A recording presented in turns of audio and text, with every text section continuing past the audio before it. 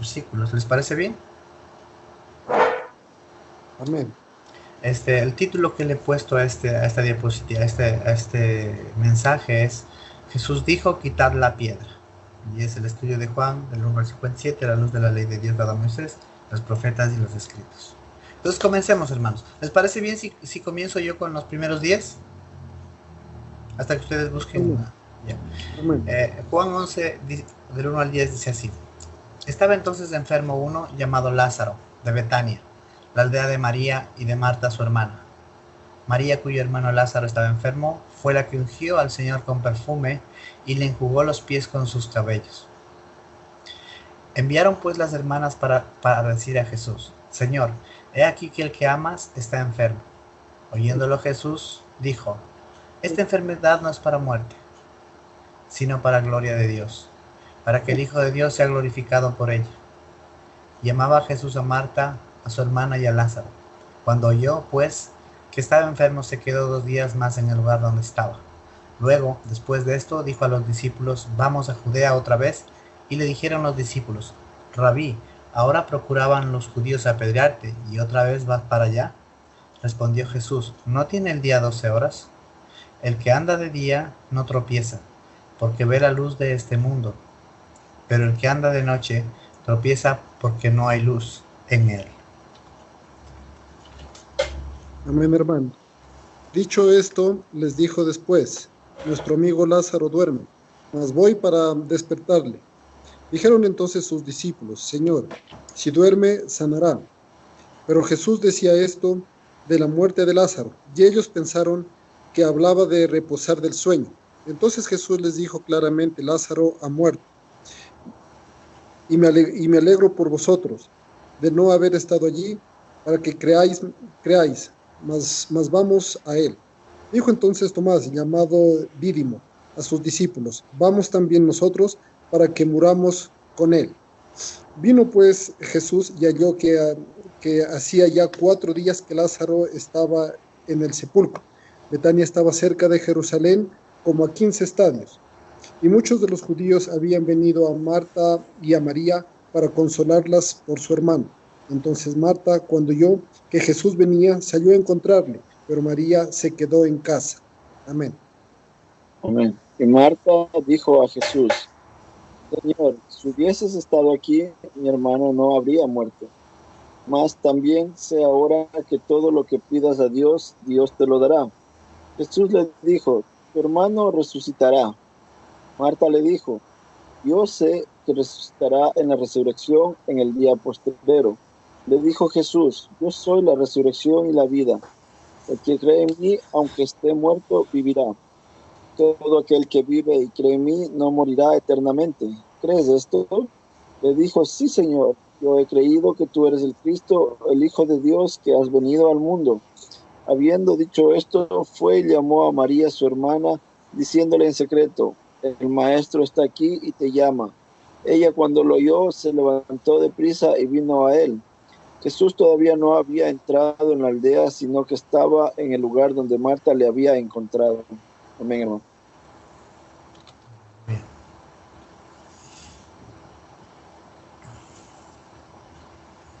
Pablito, es su turno. Me toca a mí el 40, ¿verdad? 31 al 40. Ya. Entonces los judíos que estaban en casa con ella y la consolaban, cuando vieron que María se había levantado de prisa y había salido, la siguieron diciendo, va al sepulcro a llorar allí. María cuando llegó a donde estaba Jesús, al verle, se postró a sus pies diciendo, Señor, si hubieras estado aquí, no habría muerto mi hermano. Jesús entonces, al verla llorando y a los judíos que la acompañaban, también llorando, se estremeció en espíritu y se conmovió. Y dijo, ¿dónde le pusisteis? Le dijeron, Señor, ven y ve. Jesús lloró. Dijeron entonces los judíos, mirad cómo le amaba. Y algunos de ellos dijeron, ¿no podía este que abrió los ojos del ciego haber hecho también que Lázaro no muriera? Jesús, profundamente conmovido otra vez, vino al sepulcro. Era una cueva y tenía una piedra puesta encima. Dijo Jesús, quitad la piedra. Marta, la hermana del que había muerto, le dijo: Señor, hiere ya, porque es de 4 días. Jesús le dijo: ¿no te he dicho que si crees verás la gloria de Dios? No. Aleluya. 41 también. Carlita, no sé si puedes tú ayudarnos.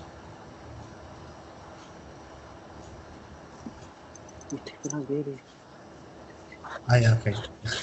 Bueno, entonces voy a continuar yo con el 41, ¿ya? Aún no se duermen mis bebés, sorry. Ok. Entonces quitaron la piedra de donde había sido puesto el muerto, y Jesús, alzando los ojos a lo alto, dijo: Padre, gracias te doy por haberme oído.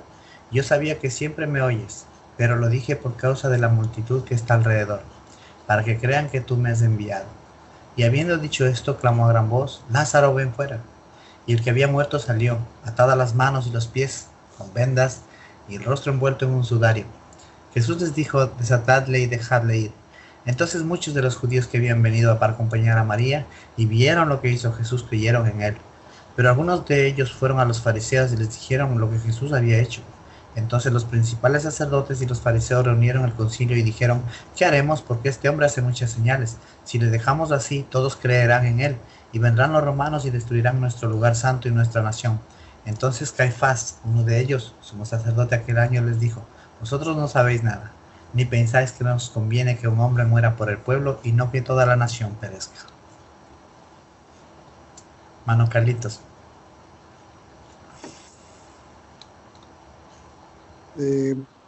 Esto no lo dijo por sí mismo, sino que como era el sumo sacerdote aquel año, profetizó que Jesús había de morir por la nación. Y no solamente por la nación, sino también para congregar en uno a los hijos de Dios que estaban dispersos. Así que desde aquel día acordaron matarle. Por lo tanto, Jesús ya no andaba abiertamente entre los judíos, sino que se alejó de ahí a la región contigua al desierto, a una ciudad llamada Efraín, y se quedó ahí con sus discípulos. Y estaba cerca la Pascua de los judíos, y muchos subieron de aquella región a Jerusalén antes de la Pascua para purificarse. Y buscaban a Jesús, y estando ellos en el templo, se preguntaban unos a otros: ¿qué os parece? ¿No vendrá a la fiesta? Y los principales sacerdotes y los fariseos habían dado orden de que si alguno supiese dónde está, lo maniatasen para que lo prendiesen. Amén. Gracias, mis hermanos. Amén. La lectura ha sido larga, pero vale la pena. Hermanos, en el estudio anterior habíamos visto que el tema acerca de Elías y Moisés y cómo ellos representaban, como profetas de Dios, representaban a Moisés a la ley de Dios y Elías a la profecía. Y también habíamos visto que Elías era de la casa del norte de Efraín y cuya capital es Samaria. Y habíamos visto también que Moisés representaba a la casa del sur, que es Judá. Y habíamos visto que en la transfiguración, cuando sus discípulos miraron a Jesús con estos dos profetas que representaban a la casa del norte y a la casa del sur, ellos comprendieron el mensaje del reino, porque esa es la manera como ellos entendían el mensaje del reino. Entonces, esta es la continuidad del tema anterior de lo que habíamos visto en Juan capítulo 10. Bueno, entonces yo he preparado esto de una manera diferente. No quisiera entrar directamente en todos los textos, sino solamente en ciertos detalles para hacernos una imagen visual, una imagen profética, para quisiera que me acompañen al mismo momento de los hechos a través de una lectura visual, para ver qué es lo que ellos estaban entendiendo, irnos a su contexto, al significado de sus palabras, de su geografía, de sus nombres, y toda la profecía que envolvía las acciones y circunstancias que estaba viviendo Jesús, estando en Betania con Lázaro muerto y con sus hermanas. la razón es porque la única forma de poder entender lo que ellos estaban viviendo es acercándonos a ese tiempo, porque nuestro mundo actual no está muy lejano, nuestro vivir, nuestro diario vivir está enredado en los afanes de este mundo. Así está el sistema, así está la tecnología, así es como funciona nuestro mundo, así es, no podemos cambiarlo, pero sí podemos detenernos un ratito y irnos al pasado y meternos un ratito en esta escena y procurar de alguna manera entenderlo. Y que Dios es mi oración, mi anhelo y mi deseo como hermano suyo y hermano en Cristo, que poder transmitir esto. Que Dios me ayude, hermanos. Juan capítulo 11, 17 dice así: vino pues Jesús y halló que ya hacía 4 días que Lázaro estaba en el sepulcro. La razón por la que en el mundo judío, en el tiempo de Jesús, se esperaba hasta el 4.º día para enterrar el cuerpo, era porque ellos esperaban en realidad que Dios haga un milagro, basados en una parte de la escritura que ellos consideraban vital dentro de lo que es su fe, de lo que era el mensaje del reino. El mensaje del reino era la resurrección de los muertos. Y dentro de lo que es la resurrección de los muertos, la profecía decía: en el 3.er día os resucitaré. Eso es lo que decía la profecía. Entonces, basados en eso, decían: si el 3.er día una persona no vive, es porque ya no hay esperanzas, ya está fuera de la profecía. Y es por eso que ellos esperaban hasta el 4.º día, hermanos. Es la razón por la que ellos esperaban en el 4.º día y lo enterraban. Y eso es lo que vemos, la escena que estaba pasando. Entonces, podemos encontrar también un poco de lo que es habíamos estudiado anteriormente los números y habíamos visto los números dentro de lo que es el mundo hebreo y la escritura. Habíamos visto que el 4.º es el día en que Dios hizo el sol. Y habíamos dicho que ellos, los judíos en el tiempo de Jesús, creían que las profecías, había unas profecías que hablan del sol de justicia, que Jehová iba a manifestarse al pueblo como sol de justicia. Entonces ellos identificaban al Mesías con el sol, con la luz, con el 4.º día. Entonces vemos que no en vano está toda esta simbología ahí, sino que por alguna razón están todas las cosas. Y es en el 4.º día que es dado al Mesías que Jesús se presenta en el sepulcro.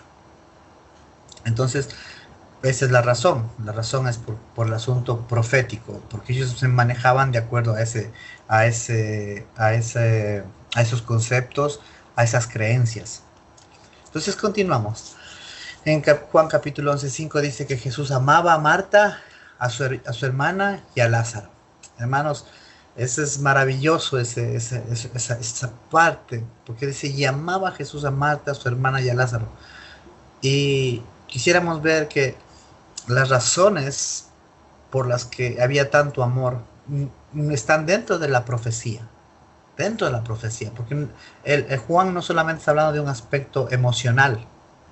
Juan está enfocando a la misma profecía. Y quisiéramos ir más adelante.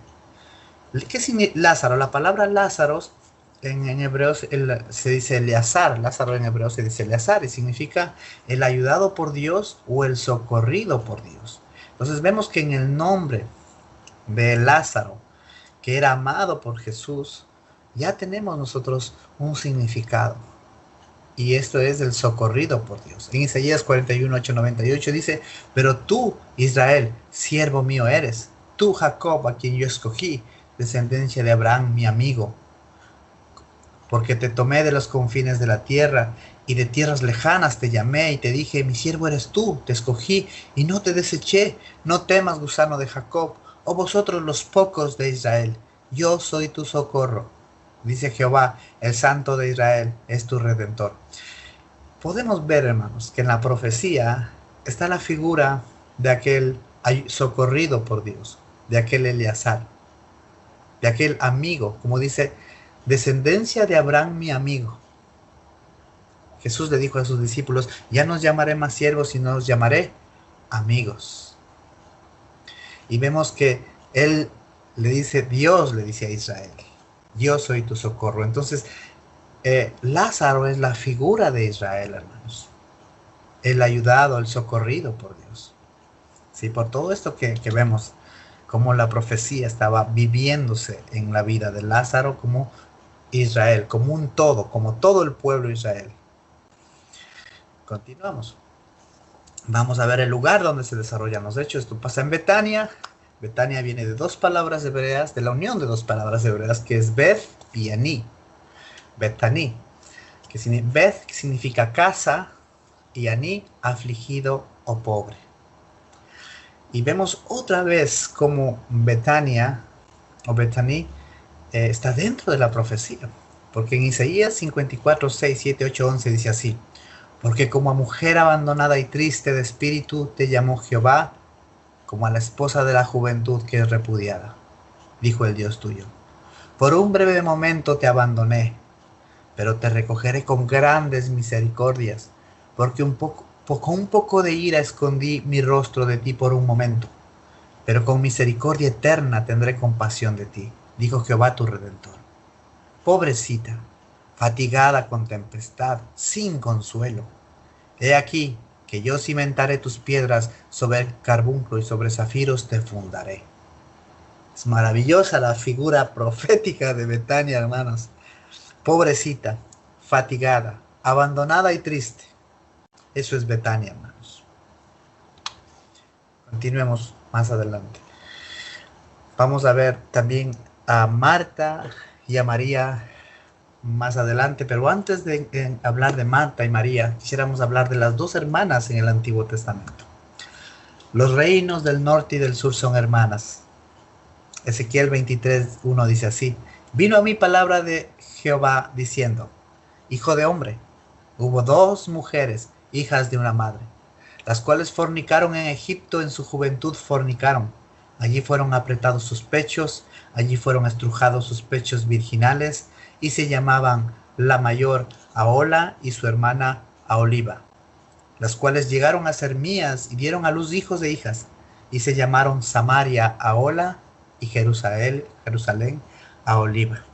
Vemos que aquí en la diapositiva tenemos Israel al norte, cuya capital es Samaria, cuyo representante es Elías, y vemos en la parte de abajo de la diapositiva Judá, cuya capital es Jerusalén y cuyo representante es Moisés. Estas son las dos hermanas, que eran parte de la cultura, de la fe del pueblo judío en tiempos de Jesús. Ahora hablemos de las dos hermanas en el Nuevo Testamento, en el Evangelio de Juan. Miriam o María significa en hebreo rebeldía. Marta también coincide con el mismo nombre, con el mismo significado de su nombre de Marta, porque viene de la misma raíz. Y significa Marta, significa quien se amarga, o ella era rebelde. ¿Sí? Y podemos ver, hermanos, que tanto Israel, que la casa del norte, como Judá, la casa del sur, fueron rebeldes con Dios. Ezequiel 2:3 dice: y me dijo: oh hijo de hombre, yo te envío a los hijos de Israel, a una nación de rebeldes que se ha rebelado contra mí. Tanto ellos como sus padres se han rebelado contra mí hasta este mismo día. Ezequiel 12:2 dice: oh hijo de hombre, tú habitas en medio de una casa rebelde. Ellos tienen ojos para ver y no ven, tienen oídos para oír y no oyen, porque son una casa rebelde. Entonces vemos, hermanos, que en los nombres de estas dos hermanas del relato de Juan, también está la profecía tipificada en sus nombres. Continuemos, hermanos. Vamos a lo que está sucediendo. La primera vez que Jesús aparece en la casa de Lázaro, de Eleazar, María está atenta a las palabras de Jesús y Marta está afanada y turbada, hermanos. Tenemos bien claro este asunto como cristianos y buenos lectores de la Escritura, que María está atenta a las palabras de Jesús y Marta afanada y turbada. Luego vemos en el momento de la resurrección, cuando no hay paz, cuando no hay violencia, cuando no hay la tranquilidad de la casa, sino que ya ha muerto Lázaro y en esas condiciones de aflicción, de dura aflicción, vemos que Marta, cuando oyó que Jesús venía, salió a encontrarle, pero María se quedó en casa. Vemos que se cruzan los papeles. Se cruzan los papeles. Juan 11:32 dice, María, cuando llegó a donde estaba Jesús, al verle, se postró a sus pies, diciéndole, Señor, si hubieses estado aquí, no habría muerto mi hermano. Vemos que en primer escenario, María es la que está atenta, va primero, está a los pies del Maestro. Pero en el segundo escenario, es Marta la que va primero. Entonces, vemos que la profecía en la imagen de las dos hermanas se cumple de la siguiente manera. En el Antiguo Testamento, la hermana, Judá, la casa del sur, estuvo atenta a la palabra de Dios y se arrepintió estando en cautividad en Babilonia. Y volvió de la cautividad arrepentida y Dios le perdonó. Mientras que Samaria, la casa del norte, nunca volvió a su marido. En el Nuevo Testamento, en el contexto de la primera resurrección o de la resurrección de Lázaro, vemos a Marta, en cambio, la casa del norte, que es la que se sale al encuentro de Jesús, y luego es María, la casa del sur, la que con gran quebrantamiento sale al encuentro de Jesús. Si prestamos con atención, nos damos cuenta que Marta simboliza, como vemos, Marta es la casa de Judá. Y lo que Marta hace, Marta es la casa del norte, la casa que fue esparcida por todas las naciones. En el Nuevo Testamento vemos que esta casa esparcida es la que recibe a Jesús con los brazos abiertos, porque cuando la casa del norte, casa de Israel, se esparce por todas las naciones y recibe el Evangelio, todos estos que reciben el Evangelio, a los cuales Pablo llama gentiles, abrazan a Jesús, aceptan a Jesús. Mientras que María, que es la casa del sur, que es la casa de Judá, ¿qué es lo que hace? Se queda en casa. No quieren saber nada del Mesías. Pero vemos que al final hay un encuentro entre Jesús y María, que el cual es profético para el tiempo de Jesús. Cuando dice que ellos mirarán a aquel a quien traspasaron y llorarán con gran quebranto. Que es la misma imagen de lo que está sucediendo aquí. No sé, hermanos, si está clara la exposición o si hay alguna pregunta al respecto hasta este momento.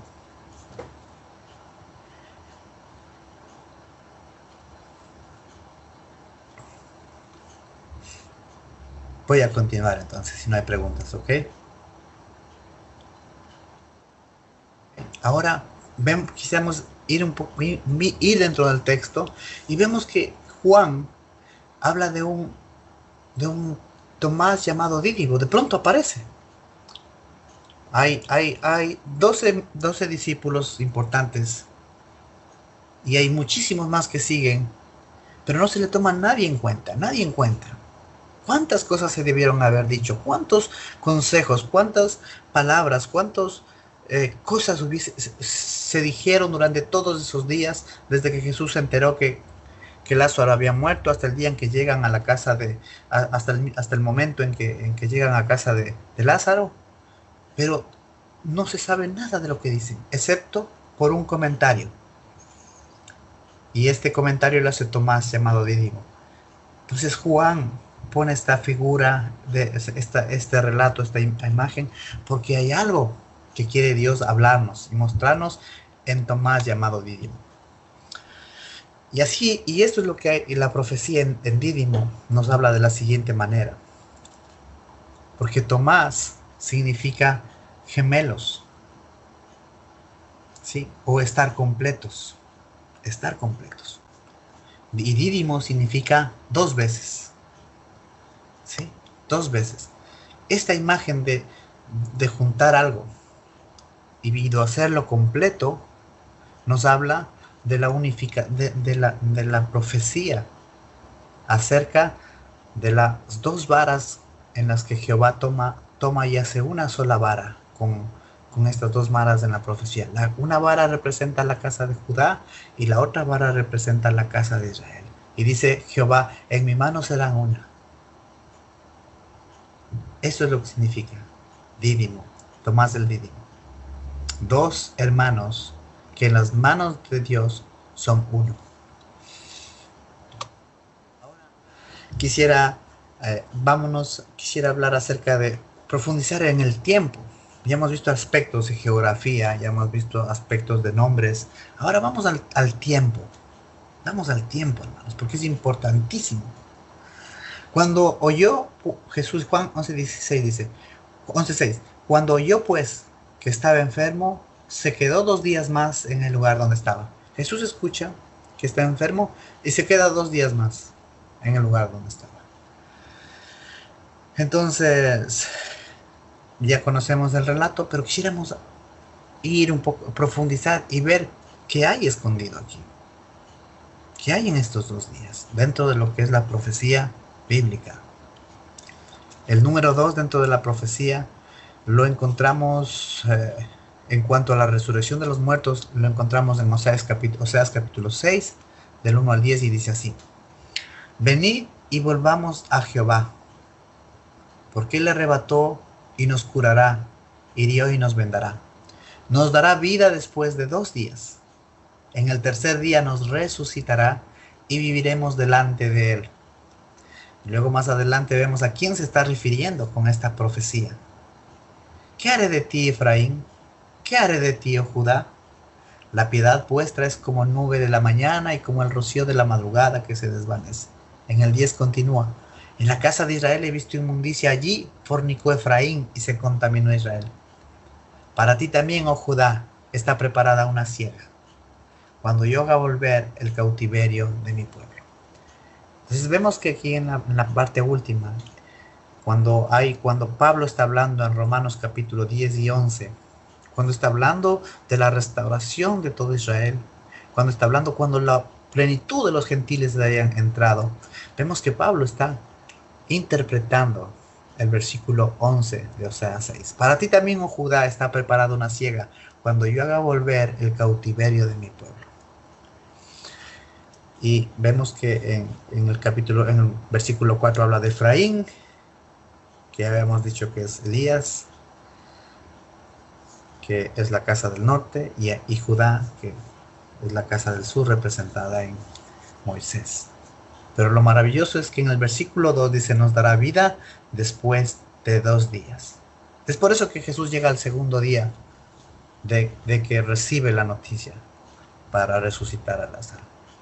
Continuamos, pero vamos un poquito más en la escritura y vamos a ver cómo este número es tan importante dentro de la profecía. Mateo 19:6 dice, con respecto al primer hombre y a la primera mujer, al propósito de Dios, a la resurrección de los muertos, desde el mismo propósito de Dios, desde el mismo fundamento que es el matrimonio. Así que no son 2, hablando de Adán y Eva, sino una sola carne. Por tanto, lo que Dios juntó no lo separa el hombre. ¿Quién fue el que separó la casa de Israel en dos reinos? La maldad de sus gobernantes. La maldad de sus gobernantes, empezando por Salomón, empezando por sus hijos, sus descendientes fueron los culpables de esta separación. Hechos 7:29 dice, con respecto a Moisés, cuando mata al egipcio y es descubierto, dice, al oír esta palabra, Moisés huyó y vivió como extranjero en tierra de Madián, donde engendró 2 hijos. Vemos que Moisés es figura profética de Jesús. Y él tuvo 2 hijos. En Gálatas 4:22 dice, porque escrito está que Abraham tuvo 2 hijos, uno de la esclava y otro de la libre. Vemos que Abraham, amigo de Dios, también tuvo 2 hijos. En Génesis 25:23 dice, y le respondió Jehová, 2 naciones hay en tu seno. Le está respondiendo a Rebeca, esposa de Isaac, hijo de Abraham. Y le respondió Jehová, 2 naciones hay en tu seno, y 2 pueblos serán divididos desde tus entrañas. En un pueblo será más fuerte que el otro pueblo, el mayor servirá al menor. ¿Sí? Y aquí mismo vemos la figura profética en las dos naciones. Y en la parte final de esta profecía, vemos cuando Jesús les está hablando a sus discípulos acerca de la administración del reino, cómo deben ser las cosas en el reino. Jesús les habla con esta profecía, porque lo que los hombres de la ciencia, los que estudian las escrituras, le llaman historia, Dios le llama palabra de Dios, palabra profética. Y Jesús dice, entre vosotros no será así, sino que el mayor servirá al menor. Jesús está mencionando, tomando la palabra profética para establecer los cimientos del reino de los cielos. Continuamos, Mateo 2:16. Con respecto vamos a hablar, Herodes, entonces, cuando se vio burlado por los magos, se enojó mucho y mandó a matar a todos los niños menores de 2 años que habían en Belén y en todos sus alrededores, conforme al tiempo que había inquirido de los magos. Vemos que tanto Moisés, que es figura profética de Cristo, como Cristo, ambos estuvieron expuestos a esta misma profecía, a esta misma, por así decirlo, orden de parte de los máximos líderes del lugar donde ambos se encontraron, tanto de Faraón como de Herodes, que a los 2 años había que eliminar a los niños que habían nacido. Tanto en Moisés como en Jesús hay el mismo patrón. En Mateo 28 dice, ¿pero qué os parece? Jesús dice, un hombre tenía 2 hijos. Y acercándose el primero le dijo, hijo, ve hoy a trabajar en mi viña, y ustedes ya conocen la historia. Y vemos que Jesús usa la misma simbología que ya existía en la mente de los discípulos. Mateo 27:38 dice, entonces crucificaron a Jesús con 2 ladrones, uno a la derecha y otro a la izquierda. Vemos, hermanos, la imagen aquí. A Jesús y a un lado y 2 a su lado. A Jesús y 2 a su lado. Lucas 7:41. Jesús vuelve a decir, un acreedor tenía 2 deudores. El uno le debía 500 denarios y el otro 50. Volvemos a ver otra vez 2 deudores, 2 rebeldes. Marcos 16:12. Pero después apareció en otra forma a 2 de ellos que iban en el camino yendo al campo. Y lo hicieron saber, y ellos fueron y lo hicieron saber a otros, y ni aún ellos creyeron. Vemos que a las primeras personas que se aparece es, porque no dice nombres. No dice nombres. Pudo haberlo dicho, ¿por qué no? Siempre los escritores siempre mencionan nombres. Pero hay algo mayor que los nombres, que es el número profético. Por eso es que dice, le apareció a 2 de ellos. Lucas 9:30 dice, he aquí, 2 varones hablaban con él, los cuales eran Moisés y Elías. Juan 8:17 dice, en vuestra ley está escrito que el testimonio de 2 hombres es verdadero. Juan 4:40, entonces vinieron los samaritanos a él y le rogaron que se quedase con ellos, y se quedó con ellos 2 días. En este punto quisiera hacer un paréntesis. Pedro, que comprendía muy bien la profecía en los números, dice que un día son como 1000 años. Hermano, Jesús ha estado con nosotros, con la casa de Israel, con la casa del norte, con Marta. Ha estado 2000 años, hermanos. 2 días con nosotros, enseñándonos, instruyéndonos. Y nosotros,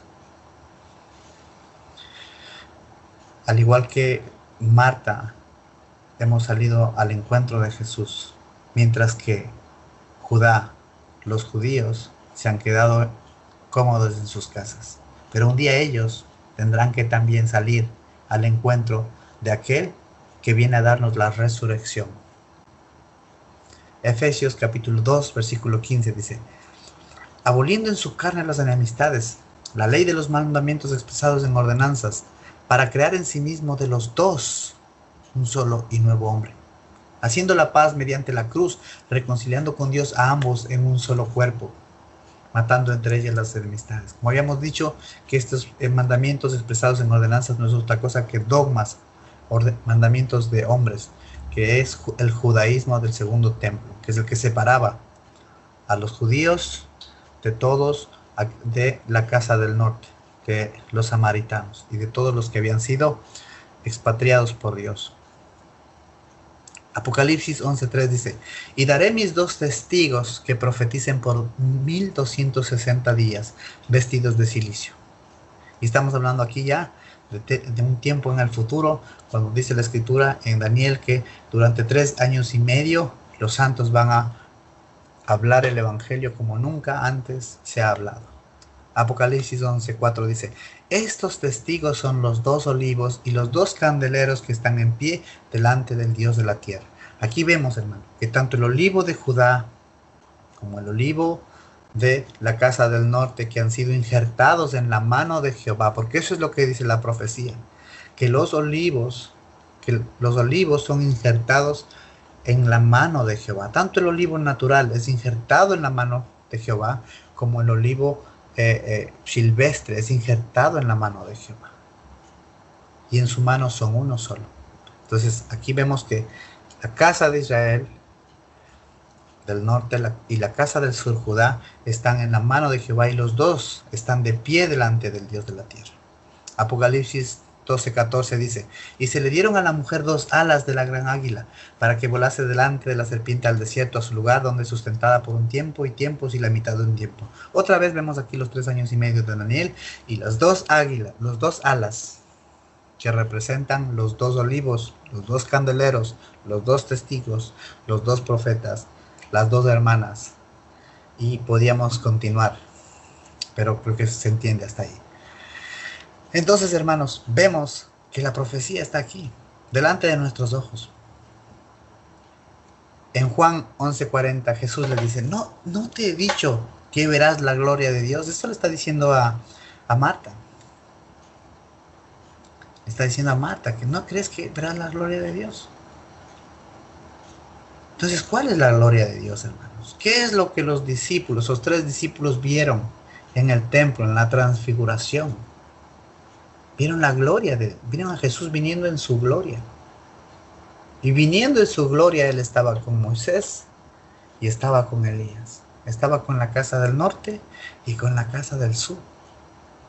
Y junto a ellos la resurrección, porque a esto es a donde apuntan. Entonces, vemos la gloria de la que cuando dice Cristo en nosotros es la esperanza de gloria. Es de esto que está hablando. De la reunificación de Efraín y de Judá en la resurrección de los muertos. Nosotros, los que fuimos gentiles y que ahora hemos sido injertados en la mano de Jehová, hemos llegado a ser, el olivo silvestre ha sido injertado en la mano de Judá, en la mano de Dios, en la mano del Padre, en las manos de nuestro Señor Jesucristo, hemos sido injertados. Por medio de las profecías dadas de Efraín, los gentiles hemos llegado a ser pueblo de Dios, amigos de Dios. Hemos llegado a ser Israel, injertados en la mano de Jehová. Y lo mismo pasa con Judá. En el tiempo del fin, ambos pueblos serán un solo pueblo y serán resucitados, gloriosos. Y a esto es lo que Pablo se refiere cuando dice, tenemos Cristo en nosotros, la esperanza de gloria. Esa es la gloria. Esa es la gloria. La resurrección de los muertos, el cumplimiento de las profecías y del evangelio. Este es el evangelio que los discípulos entendieron en tiempos de Jesús. Y este es el evangelio que nosotros hemos recibido para comunicar en los últimos tiempos. Y para culminar, hermanos, quisiera terminar con el mismo título con el que comenzamos este mensaje: quitad la piedra. Zacarías 7:11-12 dice, no sé si pueden ver la diapositiva, seguro que les va a gustar mucho lo que están viendo. Dice así, Zacarías 7, versículo 11 al 12 dice, pero no quisieron escuchar, antes volvieron la espalda y taparon sus oídos para no oír. y pusieron su corazón como diamante para no oír la ley ni las palabras que Jehová de los ejércitos enviaba por su espíritu, por medio de los profetas primeros. Vino por tanto gran enojo de parte de Jehová de los ejércitos. Este es el mensaje, hermanos. El mensaje de Jesús es quitar la piedra. Quitar la piedra. Para este tiempo a Dios le ha placido revelar todas estas cosas que estuvieron ocultas por siglos y edades. Quitar la piedra. Es el Espíritu de Dios, hermanos, el único que puede cambiar nuestro corazón de piedra y ayudarnos a entender su palabra, su propósito para cada vida, como Dios esté llevando y guiando cada vida. En lo personal, en cuanto a mi familia, mi persona, nosotros hemos recibido la orden de quitar la piedra, hermanos. Y eso es lo que estamos haciendo. Quitar la piedra que no permitía a nuestra mente, a nuestro corazón, entender aquellas cosas que estaban para nosotros ocultas, veladas. Y sabemos que Dios va a ir sacando esas vendas de nuestra vida, esas vendas de pecado, esas vendas de inseguridad, de temores, de desconocimiento, de pecado y de todo lo que Dios tenga que sacar de nuestras vidas, hermanos. Y es nuestro anhelo, nuestro deseo, que lo mismo pase con ustedes. Amén, mis hermanos. Hasta ahí el tema está concluido. Por favor, hermanos, si tienen preguntas, si tienen que quieren añadir algo, con todo gusto, hermanos, háganlo, siéntanse libres, que nosotros también necesitamos aprender porque estamos en el proceso de aprendizaje. Amén.